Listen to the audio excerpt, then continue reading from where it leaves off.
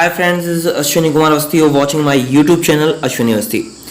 आज की इस वीडियो में बात करने वाले हैं इंपॉर्टेंट टॉपिक्स ऑफ आईओटी के बारे में। जैसे कि मैं बता दूं आपको कि ये ओ लेवल मॉड्यूल जो 4 है आपका रिवाइज सिलेबस 5 का, यानी जो अभी नया सिलेबस आया है उस सिलेबस रिवाइज सिलेबस 5 का मॉड्यूल 4 है इंपॉर्टेंट टॉपिक्स ऑफ आईओटी।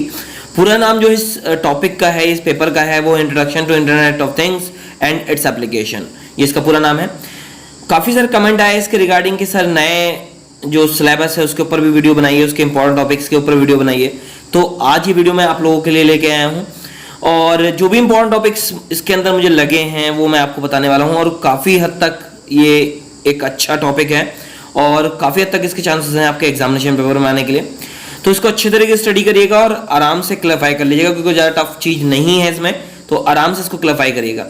सबसे पहली चीज जो यहां पर आती है कि इस पेपर को क्योंकि पहली बार ये कंडक्ट होने वाला है, इससे पहले ये कभी कंडक्ट नहीं हुआ है, तो इस चीज का विशेष तौर पे आपको ध्यान रखना है कि अच्छे से स्टडी करनी है, क्योंकि आप ही लोग वो स्टूडेंट्स हैं जो पहली बार इसका पेपर देने वाले हैं।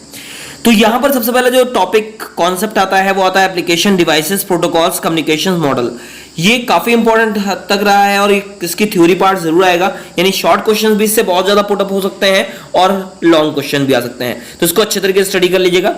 अंडरस्टैंड वेरियस आईओटीज एप्लीकेशंस, जो आपको आईओटी की एप्लीकेशंस आती हैं उनको अच्छे तरीके से स्टडी करना है।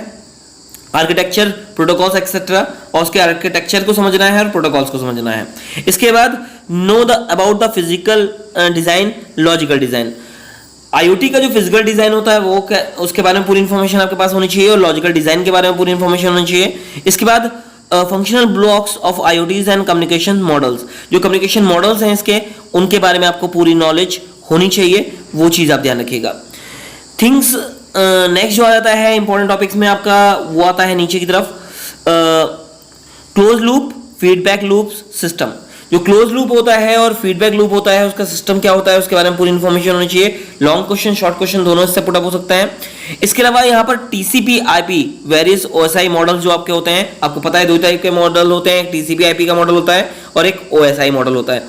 तो दोनों के बारे में आपको क्लियरफाई रखना है। ये टॉपिक कॉन्सेप्ट अगर देखा जाए तो आपके मॉड्यूल 1 यानी आईटी टूल्स में भी इंपॉर्टेंस रखता है, क्योंकि उसके अंदर भी ये इंक्लूड कर दिया गया है। इसके अलावा ओल्ड टॉपिक की अगर हम बात कर रहे हैं, यानी ओल्ड रिवाइज सिलेबस 4 की अगर हम बात कर रहे हैं, तो वहां पर जो आईसीटी आता है उसके लिए भी ये दोनों मॉडल काफी इंपॉर्टेंट होते हैं। तो अगर आप ओल्ड वाले हैं तो उसको स्टडी कर सकते हैं।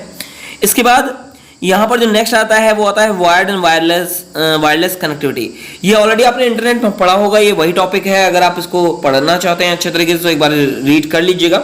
वायर्ड और वायरलेस कनेक्टिविटी जो होती है उनके बारे में, यानी अगर कहा जाए तो गाइडेड और अनगाइडेड मीडिया जो होते हैं उनके बारे में बात कर रहे हैं। इसके बाद यहाँ पर आता है नेक्स्ट जो आता है वो आता है the role of sensors. Sensors का क्या रोल है, transactions in the measuring physical quantities, जो फिजिकल क्वांटिटीज को मेजर करने के लिए जो ट्रांजैक्शंस यूज की जाती हैं उनका क्या रोल है, वो चीज स्टडी करनी है। Role and uses of the micro controller in building various electronic devices. जो इलेक्ट्रॉनिक डिवाइसेस बनाई जाती हैं उनमें माइक्रो कंट्रोलर का क्या रोल होता है, वो चीज क्लियरफाई करना है। काफी हद तक ये क्वेश्चंस मेरे ख्याल से थ्योरी में आने के चांसेस इसके ज्यादा होंगे, थ्योरी पोर्शन में आएगा। इसके बाद नेक्स्ट जो आता है, इसके बाद आपका वो आता है working of micro controller and hardware prototyping और प्लेटफॉर्म। ये जो आता है वो आपका माइक्रो कंट्रोलर हार्डवेयर के रूप में इसकी इंफॉर्मेशन आपके होनी चाहिए कि कैसे वो वर्क करता है, उसके बारे में इंफॉर्मेशन होनी चाहिए। और जो आईओटी एप्लीकेशन बनाई जाती है उसमें सी लैंग्वेज का क्या रोल है, उस चीज के बारे में ध्यान रखिएगा, क्योंकि एक छोटे थ्योरी बेस्ड क्वेश्चन होगा और उसको स्टडी कर लीजिएगा कि कैसे आईओटी एप्लीकेशन जो बनाई जाती है सी प्रोग्रामिंग के थ्रू कैसे फॉर्म की जाती हैं, उसमें सी लैंग्वेज का क्या रोल है, उस चीज के बारे में। इसके बाद कंडीशनल सिस्टम्स एंड लूप्स, जो कंडीशनल स्टेटमेंट्स होते हैं और लूप क्या होते हैं वो चीज आप ध्यान रखिएगा। अगर आप सी लैंग्वेज पढ़ चुके हैं तो आपके लिए बहुत बेटर होगा। इसके बाद एरेज और फंक्शंस क्या होते हैं उनके बारे में आप स्टडी करिएगा, ये आपके लिए बेटर हो जाता है अगर सी लैंग्वेज आपने पढ़ा है तो। नेक्स्ट आता है इसके बाद आपका यहाँ पर जो फॉर्म होता है वो आता है needs of security in IoT. IoT में सिक्योरिटीज की क्या नीड है उसके बारे में आपको पता होना चाहिए। सिक्योरिटीज लेवल कितने टाइप के होते हैं उसके बारे में पता होना चाहिए, कौन कौन से होते हैं उसके बारे में पूरे explanation. Need of powerful CPU for future IoT ecosystem, जो कौन से सीपीयू की आपने नीड होगी फ्यूचर में जो आईओटी सिस्टम को आईओटी सिस्टम को प्रेजेंट करेगा। इसके बाद सॉफ्ट स्किल पर्सनालिटी डेवलपमेंट में आपके क्वेश्चन पुट अप होगा, तो ये चीज़ ध्यान रखिएगा कि इसको भी इसमें इन्वॉल्व किया गया है और ये चीज़ आपके ट्रिपल सी एग्जामिनेशन में इन्वॉल्व की गई है और यहाँ पर भी इन्वॉल्व की गई है। तो ये नया सिलेबस में इंक्लूड किया गया है, इसके बारे में स्टडी कर सकते हैं। और अगर सॉफ्ट स्किल से रिलेटेड आपको टॉपिक कोई कॉन्सेप्ट डाउट रहेंगे तो आप उसको क्लैरिफाई करने के लिए बोल सकते हैं, मैं डॉक्यूमेंट प्रोवाइड करा दूंगा।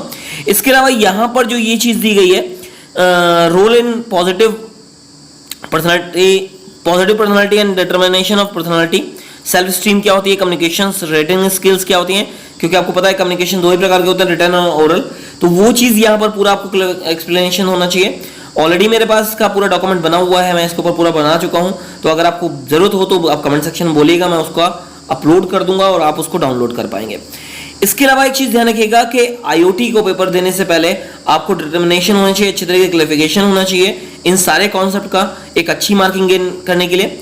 और पेपर आने वाले हैं तो आप उसके लिए तैयार रहिए बिल्कुल, क्योंकि मे बी पॉसिबल है जुलाई में ही आपके एग्जामिनेशन कंडक्ट होगा ओ लेवल का, क्योंकि अभी तक वहाँ चेंजेस नहीं किए गए हैं। तो जुलाई में पॉसिबिलिटीज़ है आपके ओ लेवल एग्जामिनेशन कंडक्ट होने की, तो आप तैयार रहिए बिल्कुल। और अगर कोई भी डाउट है इसमें तो आप कमेंट सेक्शन के माध्यम से पूछ सकते हैं। अगर आपने मेरे चैनल अभी सब्सक्राइब नहीं किया है तो उसको सब्सक्राइब कर लें तथा पास में घंटे के बटन को जरूर प्रेस कर दें ताकि आप पा सकें मेरी वीडियो सबसे पहले। अगर आपको ये वीडियो अच्छी लगी हो तो लाइक और शेयर जरूर करिएगा व्हाट्सएप और फेसबुक के माध्यम से। एट लास्ट मैं ये कहना चाहूँगा, thanks for watching my video, thank you.